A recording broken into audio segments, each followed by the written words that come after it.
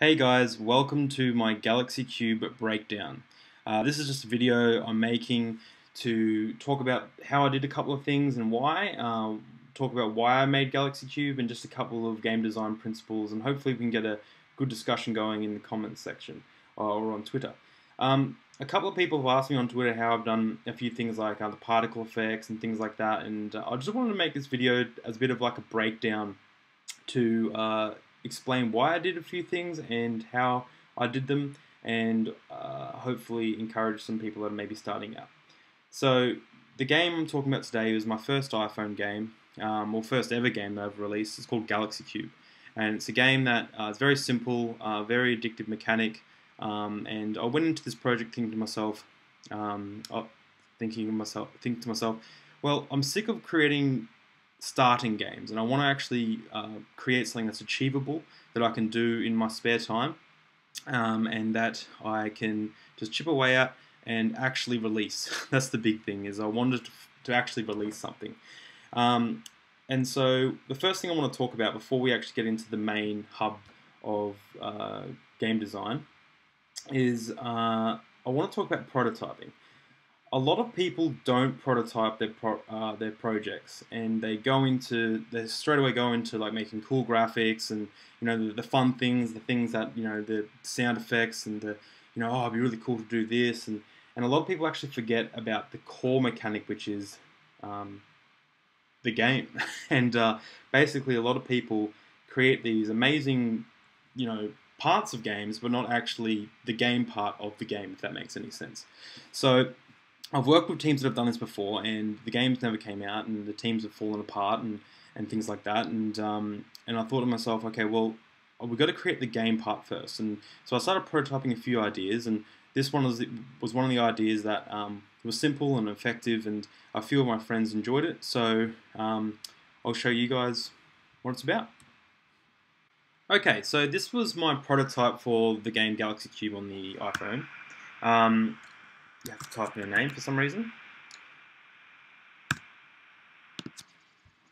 And you are presented with this little pink cube, and you can jump through gaps. Those gaps are randomly generated. So this was the original, and yeah, it's very simple. You go along, putt along, you get a score, you get a high score, and that's about it, really. And it never ever stops until your computer runs out of battery. Anyway, so that is the prototype. So this is the final copy that's on the iOS store. I'll just press play and give you a taste of what the final product looks like. So you come up with this loading screen, and after it finishes loading, you're presented with this menu, and you can just jump straight in and play the game. But what we're going to do is we're going to go to the Space Store. And I actually created a bunch of different characters, obviously still a cube, but yeah, you can buy different characters, and each time you get a point, you get one space cash, and you can spend your space cash to buy new people, new cubes. I've given myself $50,000, so that's pretty good, so I might buy the yellow person, or you can then select new characters, and the price goes up every time. The final price is like $64,000 or something stupid. I don't know if anyone's gotten that yet, but if you have, send me a screenshot and I will retweet it. Anyway, I'm going to choose the pink guy, go back to the menu, and click play. You're presented with this tutorial, and it just waits for you to tap 3 times, and then make it through the gaps. And yeah, there is a nice big explosion every time you die, which is a little bit entertaining. A lot of people thought I did an animation for that, but believe it or not, there's actually no animations in this whole project. Everything is either particle physics or just scripting. So yeah, so that's the main project, and you can go back to the menu at any time. And if you're on an iPhone, you can check out the high scores around the world. I believe currently at this time the high score is 180, or maybe something ridiculous like that, by one of the original beta testers, actually, Ash Malone. So there you go, buddy. Got a shout out. Anyway, so if anyone can beat that, I'll also retweet that out. Anyway, so that's the game. And basically what I'll do now is I'll just run through everything in the game. Not everything, but some of the major things that people have been asking me. So first of all, I think it's important to note that whenever you're doing a big project, it's important to keep everything really, really organized. It's it sounds simple, but not a lot of people do it. Keep your prefabs in a prefab folder, keep your scripts in a script folder, keep your visual assets in a visual folder. I've got them all categorized as best as I can, because when you're creating large projects, you want to do everything you can not to get overwhelmed and get lost, because there are enough problems that come up anyway, and you don't want to create more of them.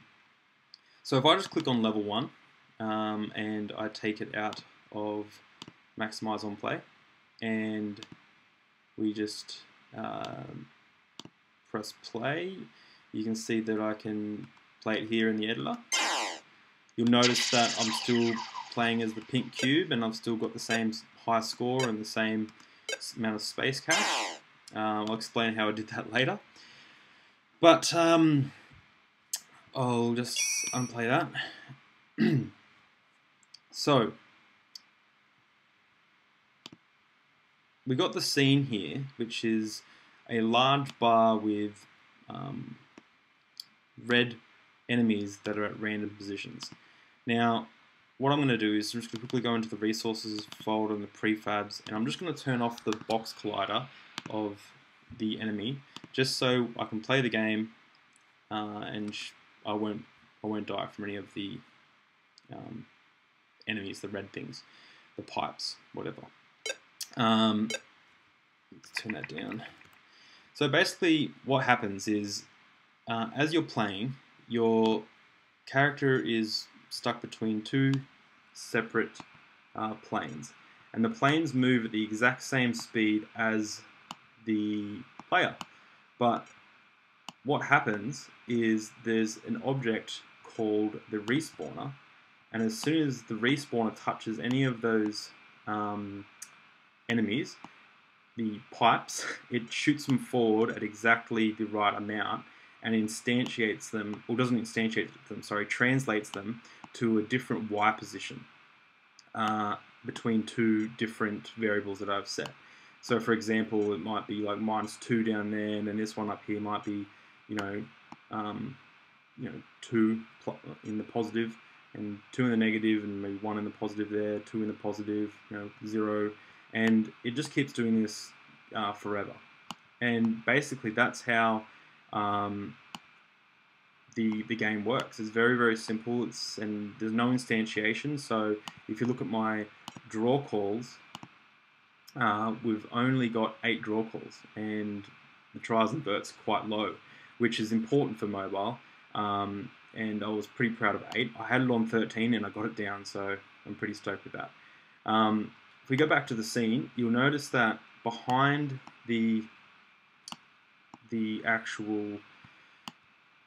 bulk of the level is nothing.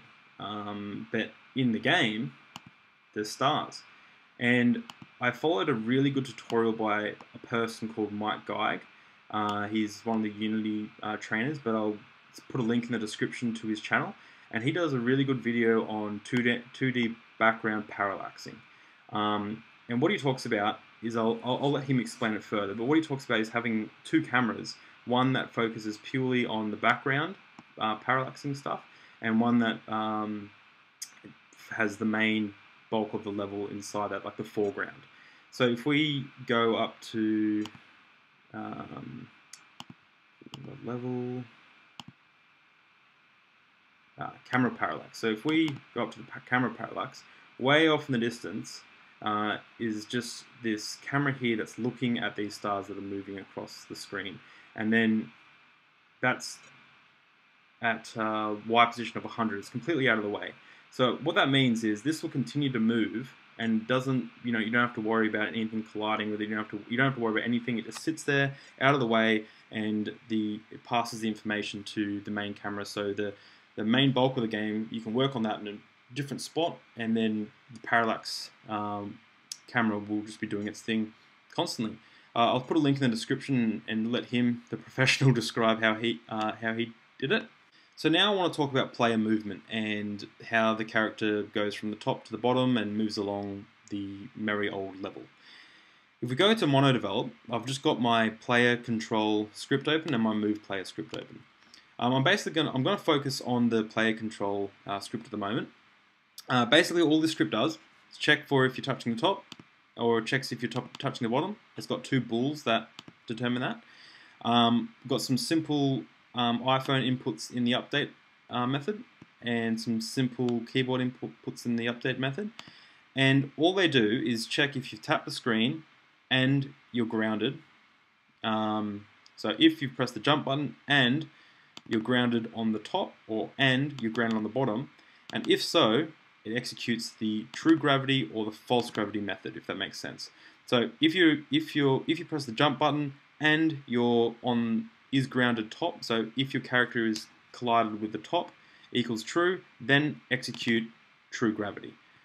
Now, all true gravity is literally this one line of code, which is rigid body 2D gravity scale equals 7.5. Now, all that does is change the gravity of the rigid body to be either 7.5, which is moving down like normal gravity, or minus 7.5, which is moving up, not like normal gravity. And all the move player script does is have a player movement script, movement method, which is basically game object dot transform dot translate vector 2 dot right times player current run speed times time dot fixed delta time. It's a very simple script. Not much is going into it. Probably the greatest part, which isn't even a main part of the game, is it slowly speeds up. You probably don't even notice, but it slowly speeds up over time to the player top run speed from 18 to 20. It's probably not even worth putting it in there, but basically I just use mathf.lerp. If you want to know more about mathf.lerp, I'm not the one to explain that. In fact, I'm not the one to explain most of the stuff I do or most of the coding. I will tell you guys how I did it, but I'm the first one to admit that I'm not a fantastic programmer.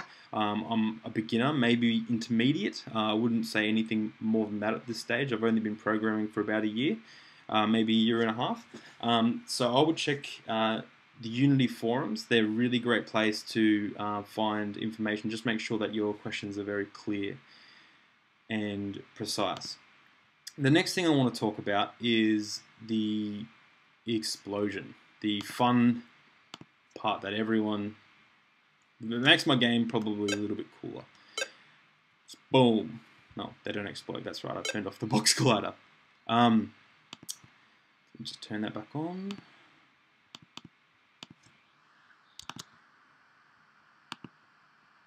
Cool.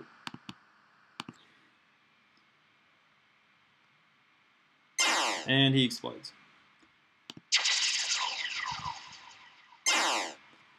And if you notice, every time he explodes, it's a different animation. And the way I said before that I didn't actually have any animations in my project, and that's true. What this is a particle system, and I just used the same object as the cube, but without the face. So just a cube. And it just explodes sporadically. So if I click on the player, we've got a particle system here. Now, once again, I'm not going to go into everything that involved in creating exactly what I created, but there is a really good tutorial that I'll link to that helped me understand particle systems a lot more. And basically all I do is call that particle system when when he collides with the enemies. So all I do is call that particle system to play. That's it. And that's how I made the particle system. The next thing I want to talk about is probably the most complicated part of the whole project. It did my head in for probably the longest amount of time. It was probably the most complicated. And the reason being is because you can save a score, alright, and you can just give, it can be written to somewhere on the computer, and that's absolutely fine. But my problem was, okay, what happens when someone puts it on their iPhone, where does the files get written to then? And is that spot secure? Is Apple going to accept that? Can we, can people just get in and hack it? What's the consequences of a game that gets put onto the iPhone or to the App Store, and someone downloads it, they get a really good high score, and then they get an updated version, they update their game, and their high score is gone. Like, it'd be a completely horrible situation. So I was, for about a month, I was probably struggling with that, and I decided to go with a tutorial by Mike Guy once again, actually, and I used his data persistence tutorial. I'll also link to that in the description. But basically what that does is it looks like a pretty intimidating script so far, but it's really not. It's really only a few lines. It's just I've got a lot of bulls. But basically what it does is it creates a binary formula which writes out serialized binary files to a persistent data path. Now, I don't understand how it works. I completely understand what it does. I understand why it does it, but I don't understand exactly. Like, if you would tell me, go and rewrite it from scratch, I would not be able to do it just willy-nilly. I would have to probably spend quite a time thinking about how to do it. Basically, you need to have a few different namespaces than you normally would, once again, I'm not actually going to describe everything that happens, but what I will do is link to the data persistence video. It's about an hour long, and it explains everything really, really well. But basically, for my game, I created a bunch of bulls, and those bulls got written out to a binary file. So every time someone would open the game, the app initialize script would run, and it would load data. And what's really cool is every time I wanted to load or save data, I'll show you. Well, all I would write was data management dot load data. Bang, that's it. That's all I would do. If I wanted to save data, all I do is save data. If I wanted to change the high score, I would go high score equals 40, 100, billion, sexillion, quadrillion, cotillion. And probably got a bit of wrong syntax there, but yeah, you get the idea. I can easily access anything from any part of the game just by going data management dot whatever. It's a really, really awesome way of doing things, but that's basically how I did it. Now, the only problem with this, and I could not find a simple solution, is I put it on the iPhone, and when I would put a new version on, people would lose their data, and it really was like a terrifying thing. I was probably a few days away from uploading it to Apple, and I was searching everywhere for a solution, and this is the solution that I found.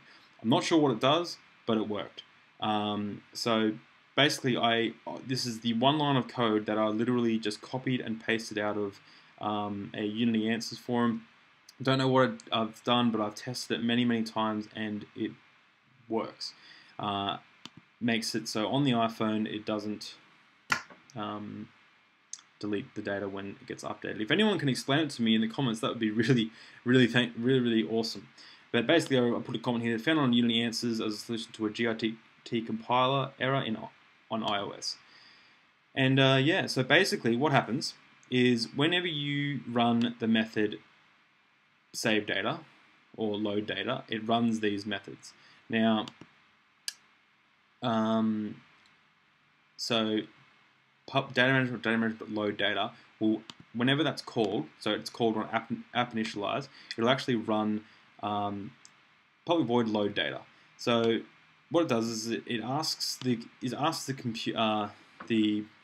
game, does the application.persistent data path game info.dat, does that exist? And if it does exist, then it loads the information from that and stores it into the game data class here. So it says, basically says, has the bool, which is has bought player suit 2 equals data dot has bought player suit 2. Has player suit 3, has bought player suit 3. So to give you an example, I'll just quickly write here, like you could do public int Davo's awesome score. And then in save data, you could, I might do it up here. You get data dot day. Hang on, sorry, I'll go back. Create another int down here named the same, public int Davo's awesome score. I might just actually copy.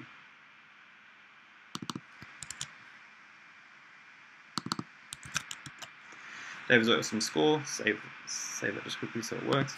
So data dot Davo's awesome score equals Davo's awesome score in the save data, and then same goes for the load data. Data dot Davo's awesome score equals, oh whoops, sorry, that's for save, wrong way around. Davo's awesome score equals data dot Davo's awesome score. Man, that Davo guy is awesome. And basically that's it. So in the game somewhere, let's say for some stupid reason, whenever someone started the game, you wanted to award them because the game is so awesome, and you wanted to say, hey, I'm going to give you 100 points just for starting the game. That's a bit of a weird thing to do, but let's say you do want to do that. You could just go data management dot Davo's awesome score equals 100. And then bang, it works. Now, yeah, and that is literally it. That's all it happens when you save data, when you want to store variables and store your scores and things like that. Now, I have done this in a way that I've got a bunch of bools, whether or not you've bought certain suits, and I'm sure that there is an easier way. I got to a stage where I had written, I'll show you. It's I think it might be item select, where I literally was like, a bunch of unnecessary game object variables because I can't work out how to do it the smart way. Idiot. I thought that was pretty funny, but anyway, little jokes to myself because no one else ever sees this. But basically, I created a million little if statements because I couldn't work out how to use arrays, game object arrays, the way I wanted to use them. So yeah, I'm like I said, I'm not sure if I've done this the right way, but it worked, and that's the main thing. And it didn't slow down performance or anything like that, so I was pretty happy with it. Next project, I hope to learn game object arrays a lot better. Anyway, let's see if this works. So go back to, let's go to the main scene. Save that.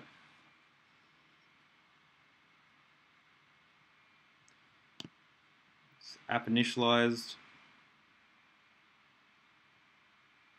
And we'll see here that Davo's awesome score equals 0.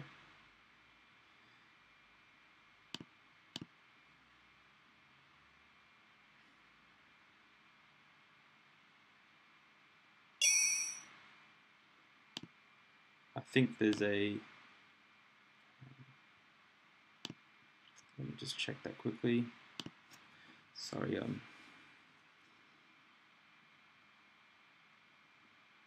yeah, sorry. So, yeah, there's a problem there. I'm just gonna cut that out. I put that before it actually got loaded, so that's why it's not working. This line here, I'll stick that after that. Cool. Now let's see. When you start off, loads. Oh, got a score of 100. So, and I think when you go to Space Store and go menu, it saves it. So let's get out of it. Press play again. It's 100 at the moment, and it should go to 200.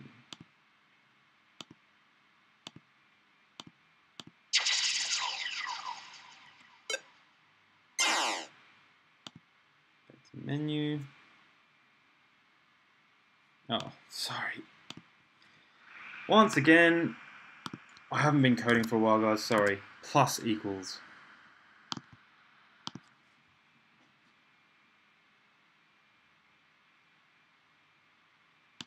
Actually, that's not right either. It's plus plus. Pretty sure. No, plus equals.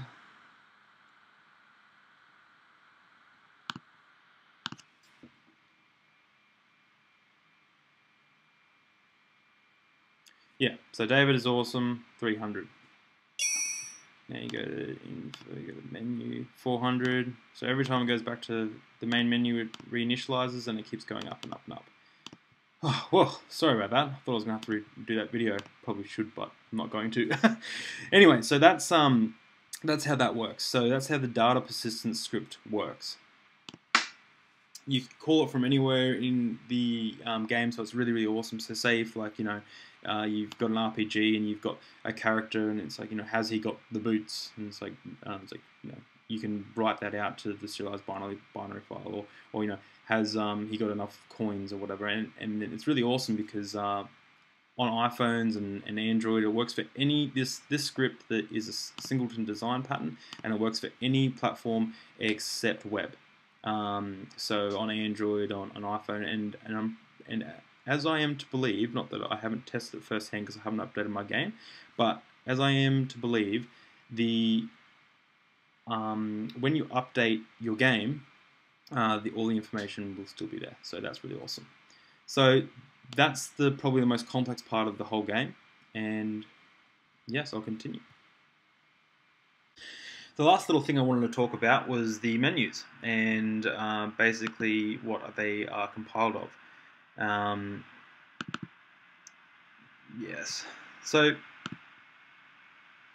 we got the basic menu here, and Unity has a GUI system that a lot of people don't recommend, and it's not apparently the fastest, and it's not the most sleek looking thing. And apparently, in the new version of Unity that's coming out sometime in the future, apparently it's going to have a huge update. So look forward to that. If you're watching this video, it's probably already out. But at this stage of in Unity, I decided to go with just using literal game objects that you click on. So for the menu, I created a bunch of different buttons: Space Store, Play, Title. That's not a button; it's just text. And I just made the text in Photoshop, or made, you know, the little Space Store, or sorry, not Space Store, the score in Photoshop, and I just bring them in as sprites. Now, on, let's say, like the Play has a box collider slightly bigger than the a 2D box collider. Oh no, it's 3D box collider, slightly bigger than the actual area. If we go into the 3D mode, you can see that the it's sticking out like that. It's completely fine. And all that happens is, I'll go back into 2D mode. All that happens is when you click on it, it runs this script, which loads level 1. Now all this does is it destroys the add banner, and then loads level 1. If anyone is looking for like iOS kind of controls and stuff, I really recommend iOS native. It's a asset on the asset store. The it was hard to set up, and it was a bit confusing for me. But the dude who I'm sorry, I forgot his name, but the guy that built it, he responds to you with so quickly, and he's so professional, and he just like it's hey, I got a problem, and then he's like, here's the solution, or can you please do this, or he really goes far beyond what he needs to. Yeah, so that is iOS native assets store. Stan's assets. This one here. This is the bizzle. It was $15, now it's $20. Definitely recommend getting it. That's what did all my Game Center stuff. Did all my iAd stuff. So anyway, back to my game. The load level is basically it just destroys the banner, and that's it. And then loads level 1. Now, yeah, that's it. If you click on info credits, there's another script. Application.load level info.credits. That's it. It's as simple as anything. And that's the way we just decided to do the buttons, the GUI.